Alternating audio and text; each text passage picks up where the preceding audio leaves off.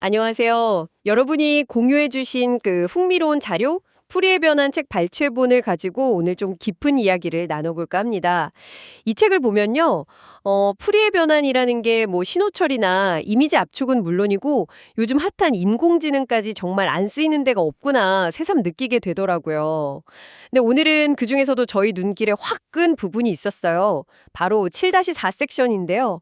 약간 SF 같기도 하고 좀 등골이 서늘해지는 그런 주제. 양자 컴퓨터가 현재 인터넷 암호를 깰 수 있을까? 바로 이 질문입니다. 자료에서는 이제 쇼 알고리즘이란 걸 열쇠로 제시하는데 이게 대체 뭐고 우리 디지털 생활이랑 무슨 상관이 있는지, 그리고 놀랍게도 이게 풀이의 변환이랑 어떻게 연결되는지, 특히 양자풀이의 변환 이게 핵심이라는데 오늘 이 부분을 제대로 한번 파헤쳐 보죠. 준비되셨죠? 자, 시작합니다. 자료 7-4가 정말 도발적인 질문으로 시작하잖아요. 양자 컴퓨터가 내 신용카드 암호 풀 수 있다던데 그거 진짜예요? 이거 아마 많은 분들이 궁금해하실 것 같아요. 이게 정말 현실이 될 수도 있는 건가요? 네, 그 소문이요. 원칙적으로는 맞습니다. 물론 지금 당장은 아니지만요.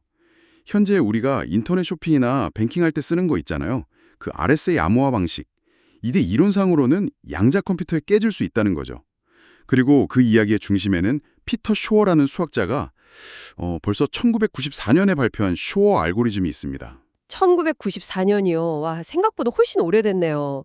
근데 그게 왜 지금 와서 이렇게 다시 주목받는 걸까요? 알고리즘 자체는 오래됐지만 이걸 실제로 돌릴 수 있는 기계, 그러니까 충분히 강력한 양자 컴퓨터가 이제 막 개발되기 시작해서 그렇습니다. 쇼어 알고리즘이 좀 무서운 게 뭐냐면 지금 쓰는 일반 컴퓨터로는 거의 불가능하다고 보는 큰 숫자의 소인수분해 있잖아요. 이걸 양자 컴퓨터에 쓰면 정말 깜짝 놀랄 만큼 빠르게 해낼 수 있다는 거예요. 근데 바로 이 소인수분해의 어려움이 RSA 암호 체계의 안전성을 지탱하는 핵심 기둥이거든요. 예를 들어 아주 큰 소수 두 개를 곱하는 건 쉬운데 그 곱해서 나온 엄청 큰 숫자를 보고 원래 두 소수가 뭐였는지 맞추는 거예요. 이건 지금 슈퍼컴퓨터로도 막 수천 년 걸릴 수 있는 문제예요. RSA가 바로 이걸 이용하는 건데 쇼어 알고리즘이 이 벽을 넘는 방법을 찾은 거죠. 아, 그러니까 RSA 암호는 답 찾기는 어렵지만 답이 맞는지 확인은 쉬운 문제에 기반하는데 쇼어 알고리즘이 그 어려운 답을 찾는 지름길을 딱 발견했다. 이런 거군요. 와, 듣기만 해도 지금 인터넷 보안의 근간이 막 흔들리는 느낌인데요. 그럼 이거 정말 얼마나 위험한 거예요? 당장 걱정해야 하나요? 아니요. 다행히 아직은 아닙니다. 너무 불안해하실 필요는 없어요. 쇼어 알고리즘이 이론적으로 강력한 건 맞는데 현재 쓰는 수준의 RSA 암호, 예를 들면 2048비트짜리요? 이걸 깨려면 넘어야 할 기술적인 장벽이 정말 높습니다. 비유하자면 에베레스트 등반 설계도는 있는데 아직 등반 장비도 부족하고 날씨도 너무 험한 상태. 그렇게 볼 수 있죠. 구체적으로 제일 큰 장벽 중 하나가 바로 큐비트 수예요. 큐비트가 양자 컴퓨터의 기본 정보 단위인데 일반 컴퓨터 비트는 0 아니면 1, 딱 스위치 같잖아요. 근데 큐비트는 0과 1 상태를 동시에 가질 수 있어요. 뭐랄까 그 밝기 조절하는 조광기 스위치처럼요. 0일 수도, 1일 수도, 아니면 그 둘이 막 섞인 상태일 수도 있고. 이런 특성 덕분에 양자 컴퓨터가 특정 문제에선 기존 컴퓨터보다 훨씬 센 거죠. 오, 조광기 비유 재밌는데요. 0과 1 사이에 무한한 가능성을 동시에 탐색한다. 이런 거군요. 그래서 슈어 알고리즘 돌리려면 이 큐비트가 도대체 얼마나 필요한 건가요? 지금 쓰는 2048비트 RSA를 깨려면요. 오류 정정 기능까지 생각하면 수백만 개 이상의 그것도 아주 안정적인 큐비트가 필요할 걸로 봅니다. 근데 현재 제일 앞서 나가는 양자 컴퓨터 시제품들도 한 1000개 정도 큐비트를 갖고 있거든요. 물론 기술 발전 속도가 엄청 빠르긴 한데 수백만 개하고 1000개는 아직은 차이가 어마어마하죠. 와, 수백만 개요? 1000개도 엄청나다고 생각했는데 필요한 규모가 상상을 초월하네요. 근데 단순히 개수만 늘린다고 되는 문제는 아닐 것 같은데요. 뭔가 더 있지 않을까요? 네, 맞습니다. 큐비트 개수만큼이나 아니 어쩌면 더 근본적인 문제가 바로 오류율이에요. 이 양자 상태라는 게요. 외부의 아주 작은 소음이나 온도 변화 같은 거에도 엄청 민감해요. 그래서 계산하다가 오류가 나기 쉬워요. 마치 엄청 예민한 악기 연주하는 것처럼 환경이 조금만 불안해도 막 이상한 소리가 나는 거죠. 슈어 알고리즘처럼 복잡하고 긴 계산을 정확하게 하려면 이 큐비트들이 거의 완벽하게 안정적으로 돌아가야 하고요. 또 오류가 나더라도 바로바로 잡아서 고치는 고도의 기술, 양자 오류 정정, 이게 필수예요. 이게 지금 양자 컴퓨터 연구자들이 제일 골치 아파하는 핵심 난제 중 하나입니다. 단순히 큐비트 수 늘리는 것보다 어쩌면 훨씬 더 어려울 수도 있어요. 그렇군요. 큐비트 개수라는 양의 문제도 있고 오류율이라는 질의 문제도 둘 다 해결되어야 하는 거네요. 야, 이거 정말 만만치 않은데요.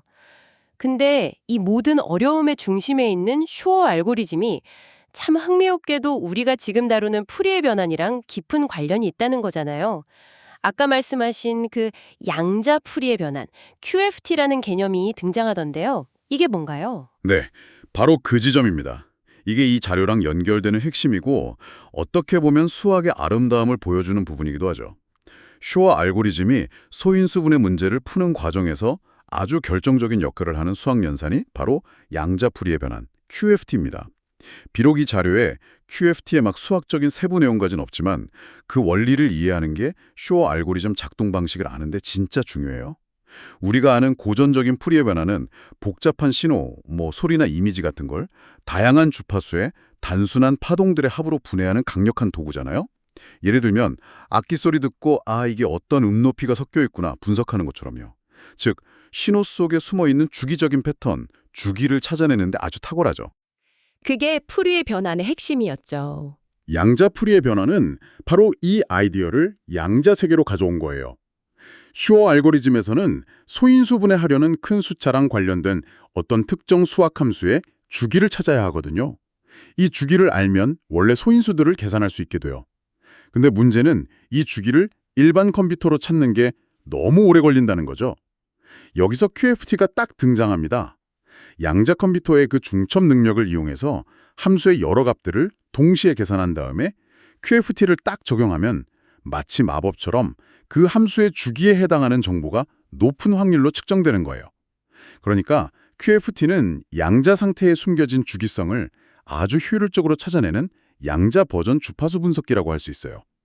고전 풀이의 변환이 신호의 주기를 찾듯이 QFT는 수학 문제 해결에 필요한 주기를 양자적으로 찾아내는 거죠. 와, 진짜 놀라운 연결인데요. 소리 분석에 쓰던 수학 원리가 양자 컴퓨터에서는 그 거대한 숫자의 비밀을 푸는 열쇠가 된다니. 고전적인 도구가 양자 세계에서 완전히 새로운 차원의 힘을 발휘하는 거네요. 그럼 이 QFT라는 강력한 도구가 있기 때문에 슈어 알고리즘이 가능한 거군요. 정확합니다. 슈어 알고리즘의 핵심적인 퀀텀 점프, 그러니까 양자적인 도약은 바로 이 QFT 단계에 있다고 해도 과언이 아니에요. 양자 컴퓨터의 그 병렬 처리 능력하고 QFT의 효율적인 주기 찾기 능력이 딱 결합해서 고전적으로는 불가능했던 소인수 분해를 가능하게 만드는 겁니다. 이건 풀이의 변환이라는 근본적인 수학 원리가 얼마나 시대를 초월해서 강력한지를 보여주는 동시에 양자 컴퓨팅이라는 새로운 패러다임의 잠재력을 딱 보여주는 사례죠. 그렇다면 결국 정리를 좀 해보면 양자 컴퓨터 기술이 계속 발전해서 아까 말씀하신 수백만 개의 안정적인 큐비트를 확보하고 그 골치 아픈 오류율 문제까지 극복하는 시점이 온다면 그때는 슈어 알고리즘이랑 QFT를 이용해서 현재 우리가 안전하다고 믿는 RSA 같은 암호 체계가 정말로 무력화될 수 있다 이 말씀이시네요. 시간 문제일 뿐 이론적으로는 확실한 위협이다. 네, 맞습니다. 물론 그 시점이 정확히 언제가 될지는 사실 아무도 몰라요. 5년 후일지, 10년 후일지, 아니면 20년 이상 걸릴지 전문가들 사이에서도 의견이 분분하거든요. 하지만 중요한 건 이거죠. 양자 컴퓨터가 충분히 발전했을 때 현재 공개키 암호 시스템 대부분이 위험해질 거라는 점. 이건 학계나 산업계에서 널리 받아들여지고 있는 사실입니다. 그래서 대비책 마련이 정말 시급하겠네요. 자료에서도 잠깐 언급된 것 같은데 어떤 준비들을 하고 있나요, 지금? 그래서 이미 전 세계적으로 양자내성 암호, 영어로는 PQC, 포스트 퀀텀 크립토그래피라고 하는데요. 이걸 연구하고 표준화하는 작업이 아주 활발하게 진행 중이에요. 이건 뭐냐면 양자 컴퓨터로도 심지어 슈어 알고리즘으로도 쉽게 풀 수 없는 새로운 종류의 수학 문제에 기반한 암호 알고리즘을 개발하는 거예요. 예를 들면 격자 기반 암호, 해시 기반 암호, 코드 기반 암호 이런 다양한 접근법들이 연구되고 있고요. 미국의 NIST 같은 기관에서 표준화 공모를 해서 미래의 암호 표주를 정하는 작업을 하고 있습니다. 예전에 Y2K 문제 대비했던 것처럼 미래에 올지도 모르는 Q-Day, 그러니까 양자 컴퓨터가 암호를 깨는 날에 대비해서 인터넷 인프라 전체를 미리 업그레이드하려는 거죠. 양자내성 암호, 태키시, 새로운 암호 체계로 바꾸는 거대한 작업이 벌써 시작됐군요. 이게 정말 미래 보장형 해결책이 될 수 있을까요? 아니면 혹시 또 다른 우리가 아직 모르는 양자 알고리즘에 의해서 언젠가 또 깨질 가능성은 없을까요? 물론 100% 영원한 보안을 장담하기는 어렵겠죠. 생산에 그런 건 없으니까요. 하지만 현재 개발 중인 PQC 알고리즘들은요, 쇼 알고리즘이 공격하는 소인수분해나 이산로그 문제와는 전혀 다른 종류의 수학적 어려움에 기반하고 있어요. 현재까지 알려진 양자 알고리즘으로는 이 문제들을 효율적으로 풀 방법이 없다고 보기 때문에 양자 내성이라는 이름이 붙은 거고요.